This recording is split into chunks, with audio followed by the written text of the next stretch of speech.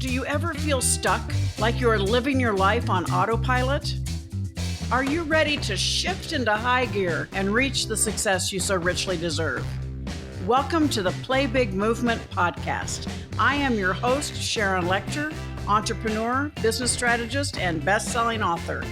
Playing big is not about settling for good enough or being comfortable. It is about reaching your highest potential and achieving your greatest success. Join me in my Play Big movement as I interview top experts in business, money, and entrepreneurship, all ready to serve you and to help you play big, be number one in your field, live your legacy, and create maximum impact.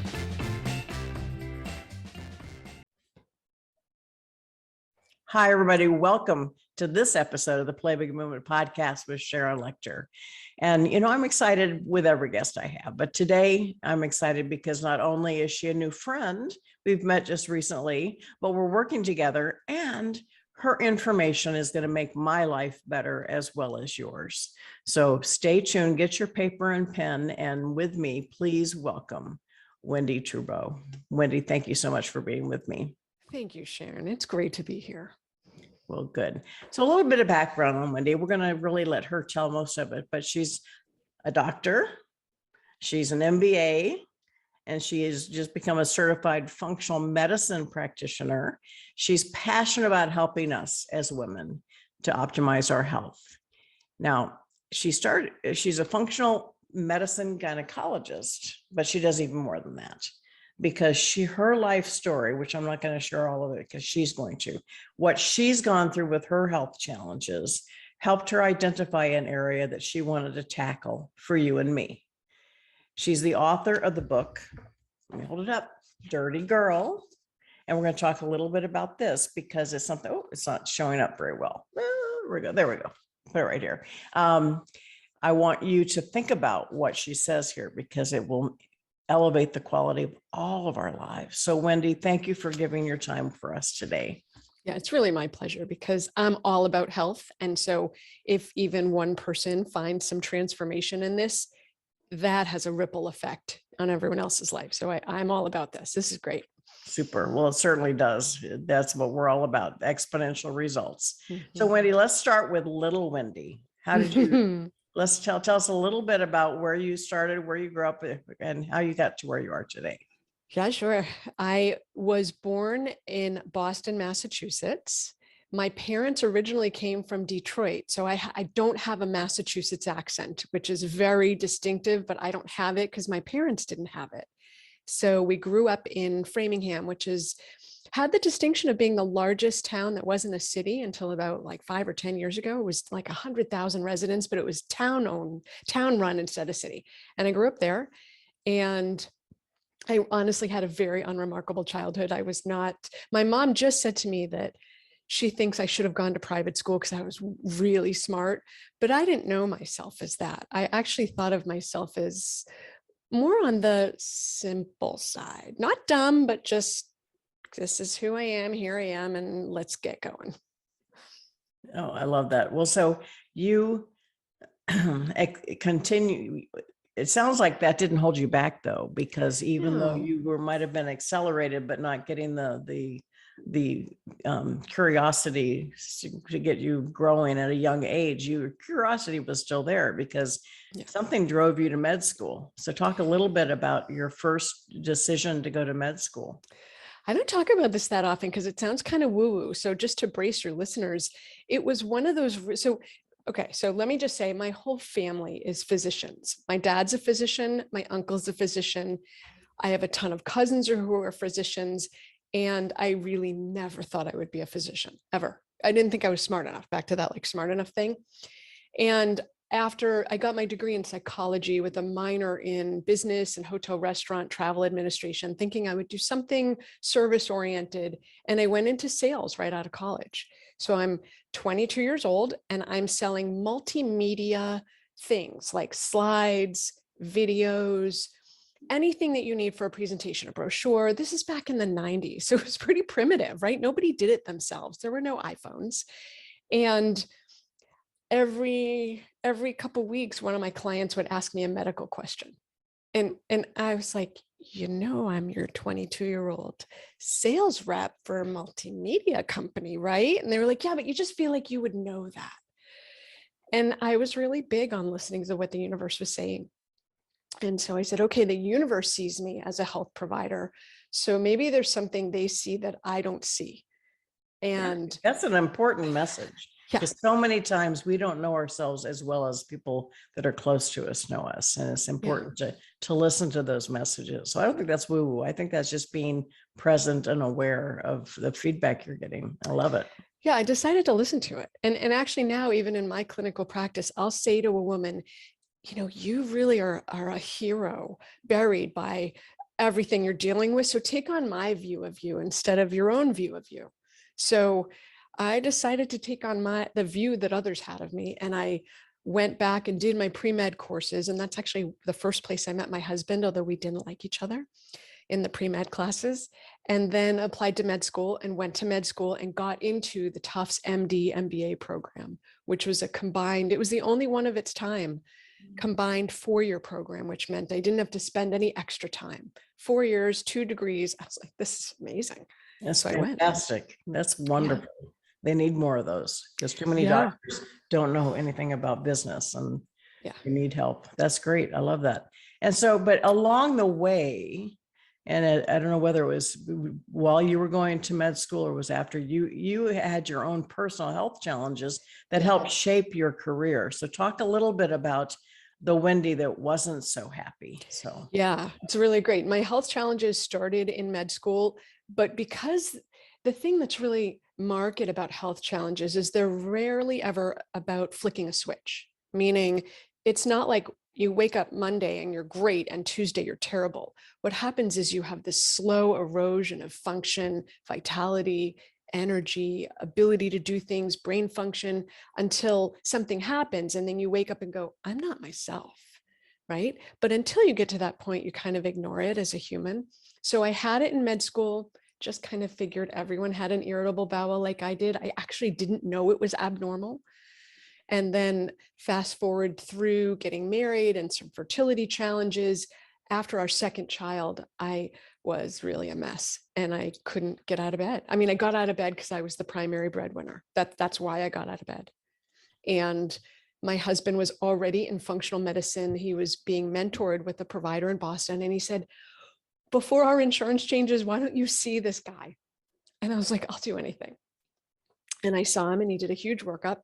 And at the time when I got diagnosed, it was head to toe. So I had brain fog, my hair was falling out, I had anxiety, I had a thyroid issue, I had heart palpitations, I had everything gut related. So wow, you checked all the boxes, everything. the wrong ones. Yeah. Right? Nothing you ever really want to check. Yeah. And he did this big workup and he said to me, you have celiac disease. And I went, oh, my dad has celiac disease. And he said, well, it's genetic. You probably should have been tested. And I was like, oh, I think I fell through the cracks. I fell through the cracks. I didn't want to complain. I didn't want to be a pain in the butt. I was busy with young children. And because I was sick, I was completely overwhelmed and kind of drowning. But he diagnosed me with that. And that opened my eyes, like, wow, you can actually transform people's health. It's not just like take medicine for diarrhea or take medicine for bloating or take medicine for headaches. You could do something about this. It's fixable. It's all fixable. And that was the moment where I started to percolate on, like, well, who could I be and what could I do? And that's where we talk about successful businesses solve problems and serve needs. Yeah. And so along this journey, your husband and you have 4 beautiful children, and you built a huge practice, the largest one of its kind. And then we had some challenges with that and partner issues. And but talk about how you reemerge from that into what you're doing right now. Yeah, it's such a, so I think to get here from there, you have to understand a few of the way stations we went to. So we did have the largest functional medicine practice basically in the world, because we had 120 employees and 30,000 square feet of real estate and 20,000 employees. And it was big. And to get there, what we did unknowingly was we violated the top rules of business, which I say are don't grow too fast, We violated that one within about an hour of opening. We went from 3 to 26 employees in 5 months. So way too fast. Don't be undercapitalized. We violated that one. We put all the money back in the business, never paid ourselves, grew too fast, overextended. Don't hire jerks. And a jerk is anyone, they're not a bad person necessarily, but their mission and vision may not match yours. And then don't have dysfunctional systems. So we had one computer system that didn't talk to the phone system, that didn't talk to the medical records. None of it communicated. So it was a mess. And then that leaves the business kind of unable to deal with any stressor. And in 2015, we had a big snowstorm year and nobody went to the doctor and there was no telemedicine. So revenues were down. Team was dysfunctional, systems didn't work. We had grown too fast, we were overextended, and we ended up closing. So that was a sentinel moment for us, right? We had worked for 8 years towards this and it had closed, and I was 45 and I had this like, well, now who am I going to be? Right? Who am I going to be? It's one of those things where when you have a failure or a setback, I always tell people it's an occurrence, not a definition. And so many people use it as a definition. They can't seem to rise above it and step out of it. And you both did. So talk a little bit about what you've got going now, and then we'll get to the book as well. Sure. So we did a lot of soul searching, Sharon. I mean, we were both getting coached. We have both done a lot of work at various transformational and self growth programs. And we went back and did a lot of that. And really what it came down to is essentially the vehicle wasn't right, but the commitment was still there, meaning the way we had gone about it was not the right way. And yet who we both were and are meant to be in the world are people who profoundly transform the lives of health of those around us. That's who we are. That's what we're all about. Vitality, longevity, healthy longevity, and bringing that to people around us. So what we said was, okay, we'll do it again, informed by not only what works, but what doesn't work. So, we knew what worked. We built something huge. We knew that people loved it. Because of those 4 things that we didn't do right, those were major. Those were not recoverable. So we redid it, essentially not doing those things, right? Don't grow too fast. Don't be undercapitalized. But you're not alone. There's so many companies that grow too quickly. They're undercapitalized, but so many businesses grow without getting in the correct systems that will allow them to scale appropriately. So that's such an important issue to think about. Our primary thing that we said when we started out was, knowing now what we didn't know then, any choice we make has to be sustainable, scalable, reproducible, and financially rewarding, period. And if it doesn't check those boxes, we don't do it. And that's exactly what I teach. So I love that. Yeah. When you said that in one of your talks, I went, wait, that's my line. I love it. I say, take your successful business, make it sustainable, scalable, and eventually saleable. So exactly. So tell me a little bit about, you realized not only from a service provider, but you realized to elevate your own brand, your own authority, and to really get the message out to people all over the world. You wrote a book and it's called Dirty Girl, and it's about toxins. But rather than me trying to summarize it, I would love for you to share the passion behind writing it and what people will find in it.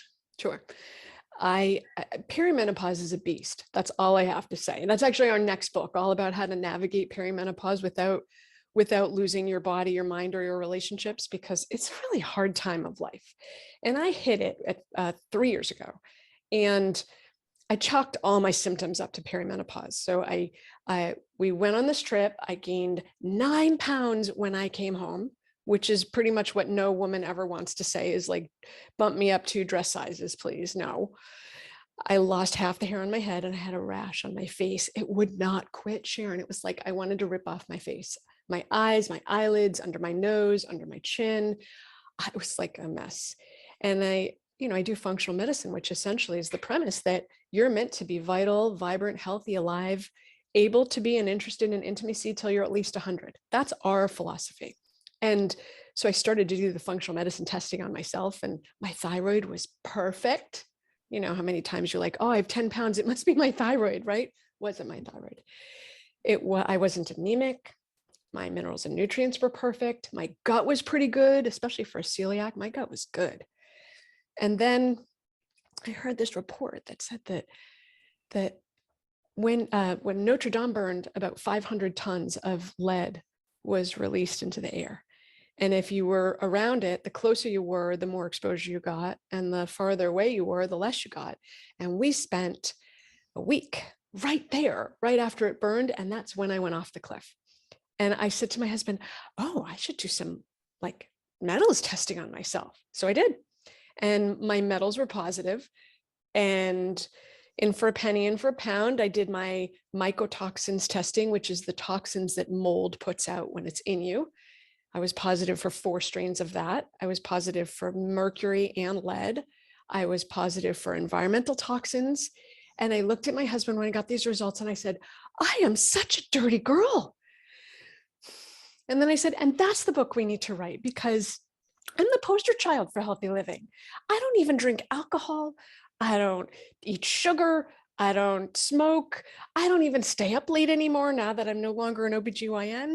You know, I'm just doing in office.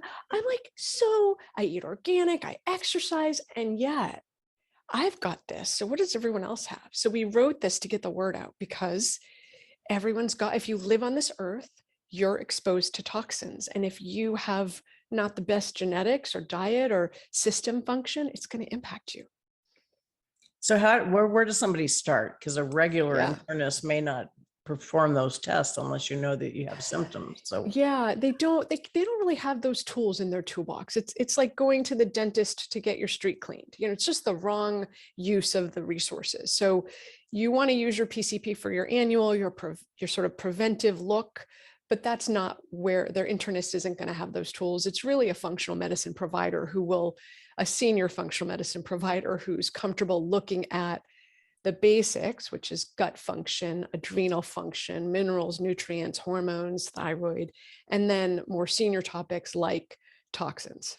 So it's a functional medicine. So in the book, you do share some things that people can do to support themselves. So give a few items that people should start besides buy the book. Number one is buy the book, but tell them what they might find in it. Yeah, what we really do is look at a roadmap for health, things that you can and should do to improve your health. And the nice thing is that because it's a checklist, you don't have to get it all done today. You could make your way through it and pick and choose. But what I always say to people is you eat at least 2 to 3 times a day. So let's start with food, because it's something you're doing, right? You're already doing it. Now we just need to level up. And wherever you are, that's the goal, is level up. There's no perfection. Perfection is the enemy of better. Just do a little bit better today than you did a week ago, and be kind to yourself about it. Right. And I love that, because it is, you know, as I read it, this is very doable. And it's something that, as you just mentioned, it's not something that you have to do this for 90 days straight. It's when you just take a small step. I talk at little wins in order on your way to feel better and have a bigger goal. So I really appreciate that. But Wendie, obviously they can get the book. How can they find out more about you? I am on Instagram, Facebook, Twitter, LinkedIn. My handle is all the same on all of them. It's at Wendie Trubow, MD. And Instagram is probably my favorite one for people to get in touch with me on, because I'm on it the most, but all of them, I'm accessible. And your practice is, what's the website for that? 5journeys.com. And the 5 is spelled out. 5journeys.com. And it's a beautiful site. It is absolutely well done. And now you are out there speaking about the book. You're also speaking to groups. If people are out there, if you're looking for speakers to talk about this kind of health issue, Wendie is your gal. And so she's going to, you're going to hang out with me for another video recording that we're going to do for the inside group of the private Facebook group, Play Big Movement. So I invite all of you, if you're not part of the group, to please join us there, because we go a little deeper, a little more personal, and you'll get the insights. Plus you'll join a community of people who have stood up and said they want to be number one in their field, live their legacy, and create maximum impact. It's totally free. It's just a matter of place to come and ask questions and support each other to play a bigger game. And you all need to play a bigger game because you're fabulous and people need to hear from you. So Wendie, thank you so much for being with me and appreciate you hanging out there for the next recording. And I look forward to it. Thank you. My pleasure. Thank you, Sharon. And to all of you, thank you for being here for this segment of the Play Big Movement podcast with Sharon Lechter. Stay tuned. The next one will be fun too. Thank you for listening to this segment of the Play Big Movement podcast. Please subscribe to iTunes and leave us a review, as well as join us in other areas of social media, Twitter, Instagram, and LinkedIn at Sharon Lechter, and for Facebook, author Sharon Lechter. Thank you so much and have a fabulous day.